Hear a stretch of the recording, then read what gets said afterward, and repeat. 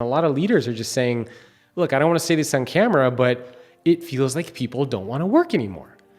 And are Yeah. you hearing or seeing that? And why do you think that's the case? Because it's really mind-boggling that this is happening. Yes, I think it's accurate. And I think what's going on right now is that we're seeing a separation. I think that those that get it and really go after it are going to be are coming through this better than ever. Yeah. I think there are a few organizations, the minority of organizations are actually coming through this stronger because they're standing out. But I can't tell you how many times I've gone to a business and they're just closed. Yep. Or they have a sign on the window that says, we can't find employees. Or I go to some of the largest companies in America and they're not even asking for their employees to come back to work yet, which to me is ridiculous. Yeah. So I think why that is what we're ridiculous? seeing is because that's another big because sticking point.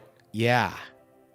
Well, here's the thing. There are some jobs that you don't need to be in the office for. That's great. And I'm a real appreciator of what Zoom and technology can do and freedom. I love that.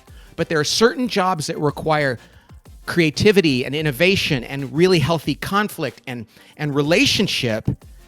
And companies are putting these policies in place because they want to be, I don't know if it's politically correct or socially correct. And Yeah, I totally no. If we're going to get be it. awesome at this, we should be in the office. Yeah. So I think that what happened is for the last couple years, it's been a real employees market, where employees can say, I don't want to work in the office and I want to stay home. And everybody's like, well, I guess if we don't want them to quit. And I think that what we should be doing is saying, who are the people we need to be in the office? Let's encourage them.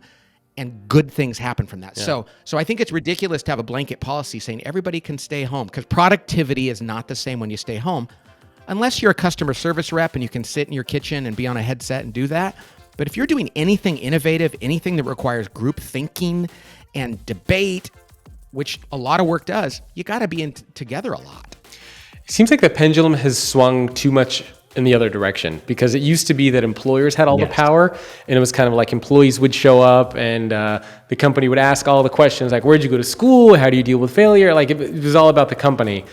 And then it was, the pendulum swung and employees had more power, and they're asking about like culture and benefits and leadership and growth, which was great.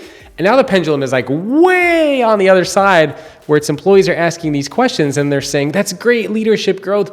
By the way, I don't want to come into the office. I want to get paid, 20% more. I want stock options in the company. And you're like, hey, you're just out of college. All right. What are you asking for here? So it definitely seems like things have maybe swung in the other direction, and we kind of need to get a little bit more balance with what's going on in the world. I think so, Jacob. And I think right now, as we record this, I'm starting to hear about jobs being rescinded and the slowing of hiring. Yeah. And what's going to happen then is it's going to swing back the other way too hard again.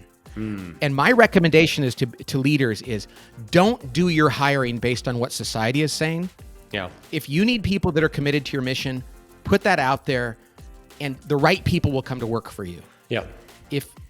So I think that the best organizations don't look around and say, is it an employer's market or an employee's market?